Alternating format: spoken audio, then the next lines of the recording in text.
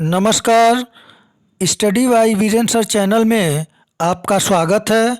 आज हम लोग दीनदयाल उपाध्याय गोरखपुर विश्वविद्यालय गोरखपुर के BA fourth semester first paper आधुनिक विश्व का इतिहास 1453 ईस्वी से 1848 ईस्वी के अंतर्गत आज हम लोग प्रारंभ कर रहे हैं।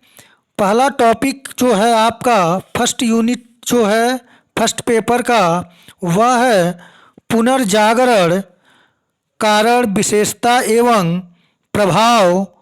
तो फर्स्ट इकाई के फर्स्ट टॉपिक को हम लोग देखते हैं। मिड टर्म और इन टर्म दोनों परीक्षाओं के लिए महत्वपूर्ण प्रश्न है। मैं इसे डिस्क्रिप्टिव मोड में पढ़ा रहा हूँ और जो महत्वपूर्ण प्रश्न जो ऑब्जेक्टिव मोड में पूछे जाएंगे सीबीसीएस पैटर्न के इन टर्म एग्ज़ाम के लिए, उससे संबंधित चीज़ों को हाईलाइट किया हूँ। तो आइए शुरू करते हैं। यदि आप चैनल पर नए हैं तो चैनल को लाइक, शेयर और सब्सक्राइब करना न भूलें। तो पहला जो प्रश्न मिड टर्म के लिए बनेगा वह है पुनर्जागरण क्या है, ये प्रश्न बनेगा। तो आप यहाँ से मैं साथ साथ मिड टर्म और इन टर्म दोनों को बताते चलूँगा, दोनों प्रश्नों को किस प्रकार से प्रश्न बनेंगे। तो पहला मिड टर्म के लिए जो प्रश्न बनेगा वह बनेगा पुनर्जागरण क्या है। तो यहाँ पे आप देखें स्क्रीन पर पुनर्जागरण का अर्थ। पुनर्जागरण रेनेसां फ्रेंच भाषा का शब्द है जिसका अर्थ है फिर से जागना अथवा पुनर्जन्म। अब जो मैं ये डिस्क्रिप्टिव प्रश्न पूछेंगे उसमें आपको जो पीडीएफ है इसको लिखना है, और यदि इन टर्म के लिए ऑब्जेक्टिव प्रश्न बनेगा तो यहीं से बनेगा पुनर्जागरण का अर्थ क्या होता है। तो फिर से जागना या पुनर्जन्म, और पुनर्जागरण की उत्पत्ति किस भाषा से हुई है, तो फ्रेंच भाषा के शब्द से हुई है। और फ्रेंच भाषा में पुनर्जागरण के लिए कौन सा शब्द है, तो वह है रेनेसांस। रेनेसांस शब्द जो फ्रेंच भाषा का है उसका अर्थ होता है फिर से जागना अथवा पुनर्जन्म।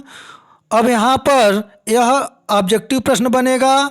और आगे देखें, पुनर्जन्म व्यापारिक रूप से मानव समाज की बौद्धिक चेतना और तर्क शक्ति का उदय था। प्रश्न यहाँ से बनेगा कि पुनर्जागरण का आशय क्या था, कैसे उसमें विकास हुआ, क्या उसमें परिवर्तन हुआ। तो मानव समाज की बौद्धिक चेतना और तर्क शक्ति का उदय हुआ था। इसके कारण मनुष्य धर्म की सीमाओं से ऊपर उठकर स्वतंत्र रूप से आलोचनात्मक एवं अन्वेषणात्मक चिंतन करने लगा। यानी यूँ कहें इसको सरल शब्दों में, तो जो पुनर्जागरण हुआ उसमें परलोक की और धार्मिक अंधकारमय जीवन से ऊपर उठते हुए मानव को केंद्र में किया गया और मानवता को बौद्धिक चेतना और तर्क शक्ति के आधार पर आगे बढ़ाया गया। यह पुनर्जागरण कहलाया। इसके कारण मनुष्य की धर्म की सीमाओं से ऊपर उठकर स्वतंत्र रूप से आलोचनात्मक एवं अन्वेषणात्मक चिंतन करने लगा। परिणाम स्वरूप कला, साहित्य, विज्ञान, दर्शन एवं जीवन के सभी दृष्टिकोणों में महान परिवर्तन आया। अर्थात सरल शब्दों में मैं बताया आपको, कह सकते हैं हम कि पुनर्जागरण यूरोप में 13वीं शताब्दी के उत्तरार्ध से 17वीं शताब्दी के मध्य तक जो सांस्कृतिक उन्नति हुई और जीवन मूल्य में जो परिवर्तन आए, जिससे एक नए युग का सूत्रपात हुआ, पुनर्जागरण कहलाता है। तो यह स्पष्ट हो गया होगा। अब अगर प्रश्न आपको मिड टर्म में पूछे पुनर्जागरण की विशेषताएं, तत्व, स्वरूप, ये अगर यहाँ से प्रश्न बने तो आप इसमें लिखेंगे कि पुनर्जागरण की जो प्रमुख विशेषताएं थी उसमें था स्वतंत्र चिंतन। स्वतंत्र चिंतन यानी कि जो पुनर्जागरण से पूर्व की स्थिति थी उसमें धार्मिक आस्था चर्च पर बहुत अधिक हो गई थी, जिसके कारण लोगों का जीवन अंधकारमय हो गया था और पोप मनमाने ढंग से विलासितापूर्ण जीवन जीते थे। धर्म के नाम पर मानवता का शोषण होता था और पुनर्जागरण के फलस्वरूप स्वतंत्र चिंतन का विकास हुआ।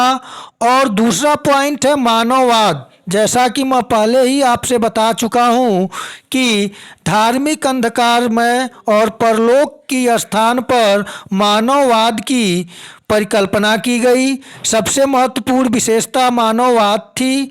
पुनर्जागरण कालीन चिंतकों ने परलोक यानी कि स्वर्ग होने की चिंतन की बजाय इहलोक, यहाँ पे देखिए थोड़ा मिस्टेक है, इहलोक थई इहलोक हो गया है, तो यहाँ पे इहलोक चिंतन पर बल दिया गया।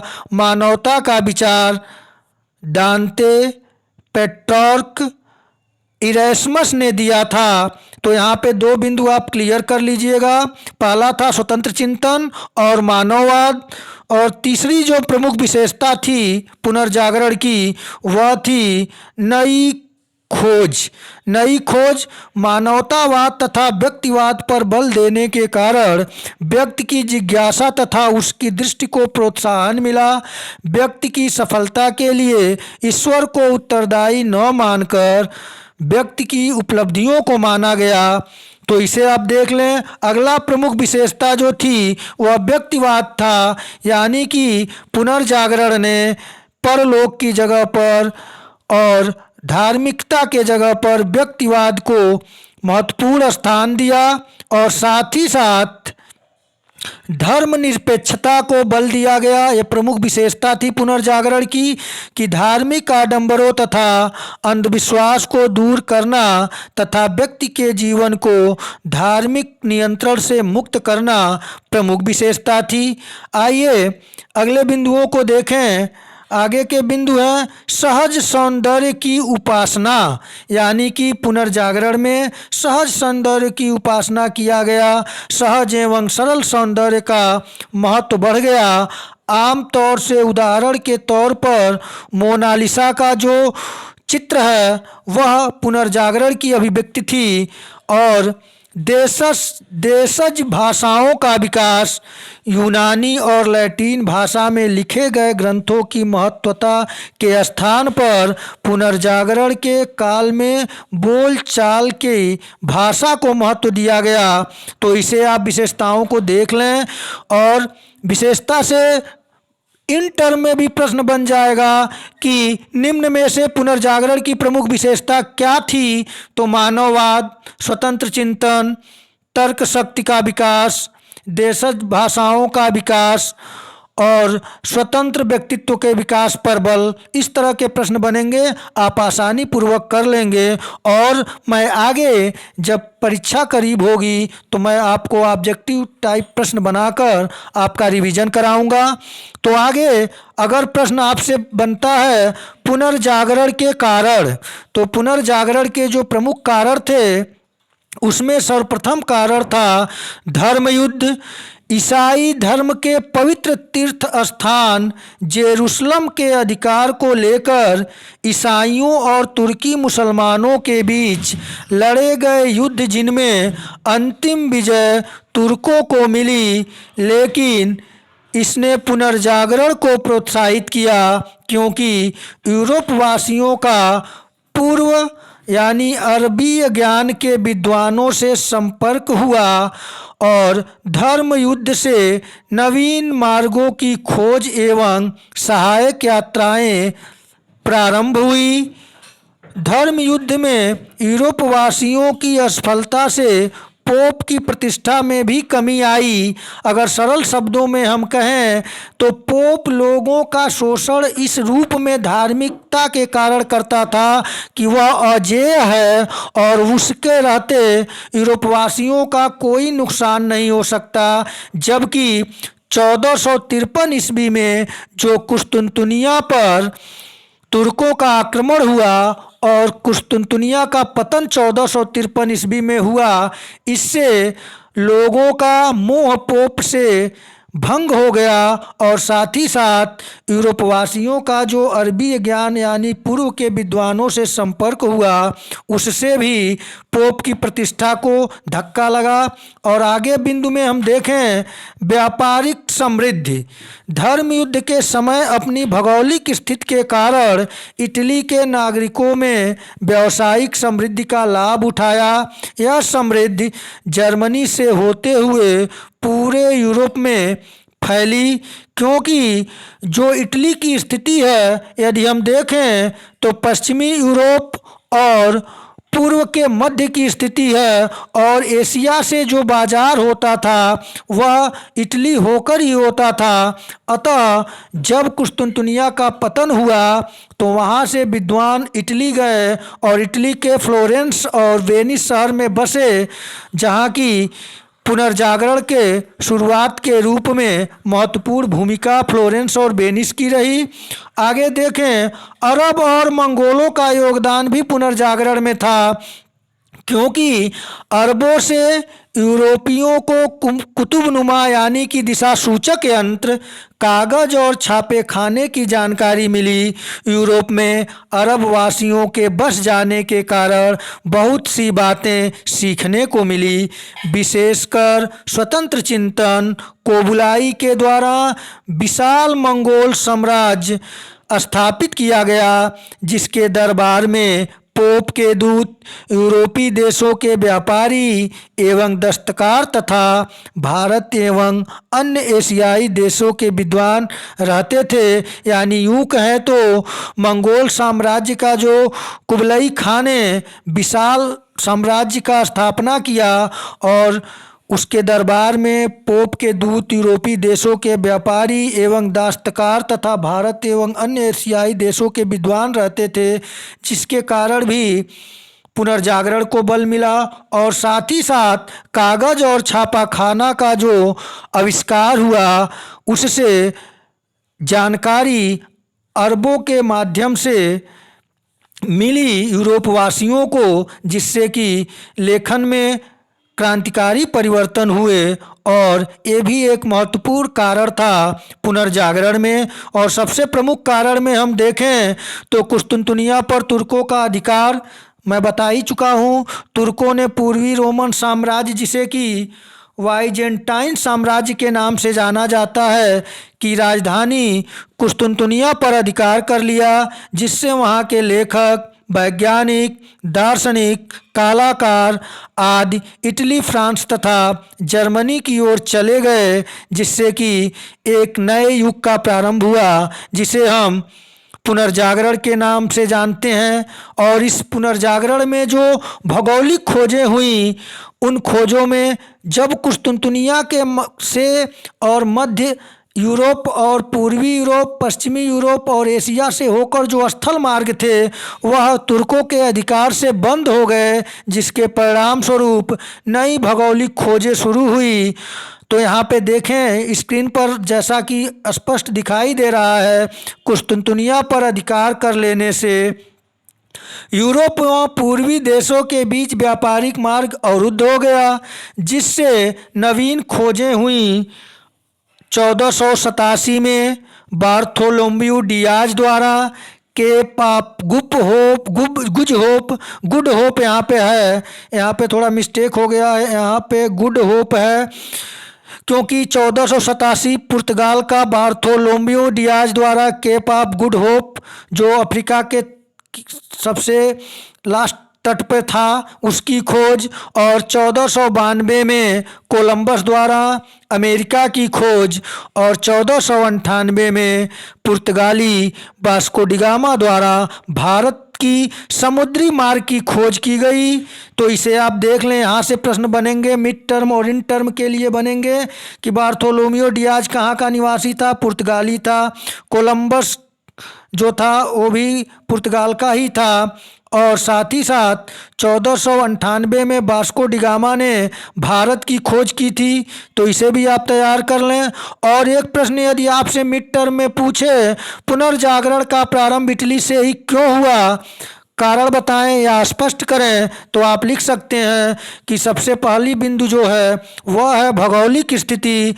इटली की जो स्थिति है, इटली पश्चिमी एवं पूर्वी दुनिया के मध्य भूमध्य सागर में स्थित था, जिससे होकर यूरोप एवं एशिया के व्यापारी आया जाया करते थे, जिससे ज्ञान का लाभ सबसे ज़्यादा इटली को मिला। और दूसरा प्रमुख बिंदु है व्यापारिक समृद्धि। वाणिज्य के समृद्धि से इटली अनेक विदेशी संस्कृतियों के संपर्क में आया। व्यापारिक गतिविधियों के कारण इटली के मिलान, नेपल्स, फ्लोरेंस तथा वेनिस आदि नगरों का आधुनिकीकरण के तरह विकास हुआ, जो सांस्कृतिक गतिविधियों का केंद्र बने। व्यापारिक समृद्धि से समृद्ध व्यापारी वर्ग का उदय हुआ, जिसने विभिन्न देशों में धन का खुले मन से विभिन्न क्षेत्रों में धन का खुले मन से प्रयोग किया। नवीन व्यापारिक वर्ग ने यहाँ पे होगा वर्ग ने चर्च की आलोचना की गई, यानी कि जो नया व्यापारिक वर्ग आया और वह लोगों को भौगोलिक नई खोजों के लिए नए क्षेत्रों के लिए प्रोत्साहित किया, जिससे कि पोप के द्वारा जो गलत धारणाएं प्रचलित कर दी गई थी, इसके कारण उनकी सच्चाई सामने आ गई और चर्च की आलोचना शुरू हो गई। आइए आगे के बिंदु में देखें। कुस्तुनतुनिया के पतन का भी प्रभाव पड़ा, क्योंकि कुस्तुनतुनिया का पतन के बाद वहाँ के विद्वान प्राचीन साहित्य की प्रवृत्तियों को लेकर पहले इटली के नगरों में पहुँचे, जिससे इसी में नवीन चेतना का विकास हुआ, क्योंकि परिवर्तन के फलस्वरूप नवीन चेतना जागृत हुई।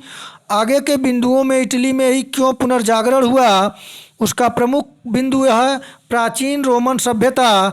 इटली प्राचीन रोमन सभ्यता से जुड़ा हुआ था, जो साम्राज्य और संस्कृति का प्रतीक थी। इसलिए प्राचीन रोमन संस्कृति पुनर्जागरण की प्रेरणा स्रोत बनी। और आगे के बिंदु में देखें, पोप का निवास। इटली के वेटिकन सिटी में रोमन कैथोलिक चर्च के सर्वोच्च धर्माधिकारी पोप का निवास था। कुछ प्रगतिशील पोपों ने विद्वान और कलाकारों को रोम में बसने के लिए आमंत्रित किया। उन लोगों ने यूनानी ग्रंथों का लैटिन भाषा में अनुवाद करवाया। तो इसके कारण भी इटली का एक तरह से देखा जाए तो वह इटली की जो भूमिका थी, इटली का जो वातावरण था, वह बड़ा ही मनोकूल था। इसलिए इटली में पुनर्जागरण के लिए मनोकूल स्थिति मिली और पुनर्जागरण का शुरुआत इटली से हुआ। आगे के बिंदुओं में उदारवादी समाज। इटली का जो समाज था वह उदारवादी समाज था। इटली रोमन साम्राज्य के नियंत्रण से मुक्त था एवं यहाँ सामंती प्रथा नहीं बन पाई थी। इससे नवीन स्वतंत्र नगर राज्यों का विकास संभव हुआ तथा इटली में उदारवादी एवं स्वतंत्र विचारों का विकास हो पाया। और साथ ही साथ धर्मनिरपेक्षता, यानी कि इटली में धार्मिक आडंबरों तथा अंधविश्वासों के दूर था।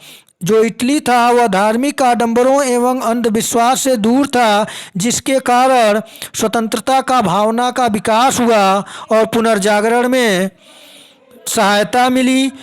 सहज सौंदर्य की उपासना, यानी कि सहज एवं सरल सौंदर्य का महत्व बढ़ गया। यहाँ पे बढ़ हो गया है, आप देख लें, यहाँ पे बढ़ गया। उदाहरण के तौर पे जो मोनालिसा के चित्र बने उसे आप देख सकते हैं। आगे के अब थोड़ा पुनर्जागरण के महत्वपूर्ण तथ्य देख लें। ये जो आपका इन टर्म से संबंधित प्रश्न बनेंगे कि पुनर्जागरण का प्रारंभ कहाँ से माना जाता है। तो पुनर्जागरण का प्रारंभ इटली के फ्लोरेंस नगर से माना जाता है। आगे इटली के महान कवि दांते, जिनका कार्यकाल 1260 से 1321 ईस्वी तक इनका जीवन काल था। तो दांते कहाँ के निवासी थे? तो ये इटली के थे। और इटली के किस शहर के थे? फ्लोरेंस के थे। इनका जन्म भी फ्लोरेंस में हुआ था। और दांते को पुनर्जागरण का अग्रदूत माना जाता है। यदि यहाँ से प्रश्न बने कि पुनर्जागरण का अग्रदूत किसे माना जाता है, तो दांते को। और दांते का जन्म कहाँ हुआ था? फ्लोरेंस नगर में हुआ था। और दांते ने प्राचीन लैटिन भाषा को छोड़कर तत्कालीन इटली की बोलचाल की भाषा टस्कन में डिवाइन कॉमेडी नामक काव्य लिखा। इसमें दांते ने स्वर्ग और नरक की एक काल्पनिक यात्रा का वर्णन किया है। तो यहाँ से जो प्रश्न बनेंगे, डिवाइन कॉमेडी किसकी रचना है? दांते की। दांते ने किस भाषा में डिवाइन कॉमेडी लिखा है? तो इटली की बोलचाल की भाषा टस्कन में। और डिवाइन कॉमेडी में दांते ने किसकी कल्पना की है? तो दांते ने डिवाइन कॉमेडी में स्वर्ग और नरक की एक काल्पनिक यात्रा का वर्णन किया है। उसके बाद दांते के बाद पुनर्जागरण की भावना को प्रश्रय देने वाला दूसरा प्रमुख विद्वान कौन था? तो वह पेट्रार्क था। पेट्रार्क का जीवन काल 1304 से 1367 ईस्वी था। और पेट्रार्क को मानववाद का जनक माना जाता है। यहाँ से प्रश्न बनेगा कि मानववाद का जनक किसे माना जाता है? तो पेट्रार्क को माना जाता था। और माइकल एंजेलो भी एक अद्भुत मूर्तिकार एवं चित्रकार था। और माइकल एंजेलो ने द लास्ट जजमेंट एवं the fall of man Michael Angelo की कृतियां हैं। तो यहाँ से प्रश्न बनेगा कि मानववाद का जनक किसे माना जाता है? तो पेट्रार्क को। और द लास्ट जजमेंट एवं फॉल ऑफ द मैन किसकी रचना है? तो यह माइकल एंजेलो की है। सिस्तान के गिरजाघर की छत में माइकल एंजेलो द्वारा ही चित्र बनाए गए हैं। तो यहाँ से प्रश्न बनेगा, सिस्तान के गिरजाघर की छत में किस के द्वारा चित्र बनाए गए हैं? तो वह बनाए गए हैं माइकल एंजेलो के द्वारा। तो आप इसे तैयार कर लें और वीडियो लंबी हो जाएगी, इसलिए आज इतना ही। आप लोग चैनल को लाइक, शेयर और सब्सक्राइब करते रहें। और जो मैं ये PDF बनाया हूँ, इस PDF में सुमन सर का और इंडिया ओल्ड एज उनका जो एक वेबसाइट है, वहाँ से बहुत हेल्प मिला है। बहुत ही सारगर्भित उन्होंने मैटर दिया है। मैं वहाँ से सहयोग लिया हूँ। आप लोग अच्छी तरह से इन प्रश्नों को तैयार करें और इसके बाद नेक्स्ट वीडियो में इसके आगे की जो महत्वपूर्ण बिंदुएं हैं उनसे मैं मिड टर्म और इन टर्म से संबंधित प्रश्न लेकर आऊँगा। तब तक के लिए नमस्कार।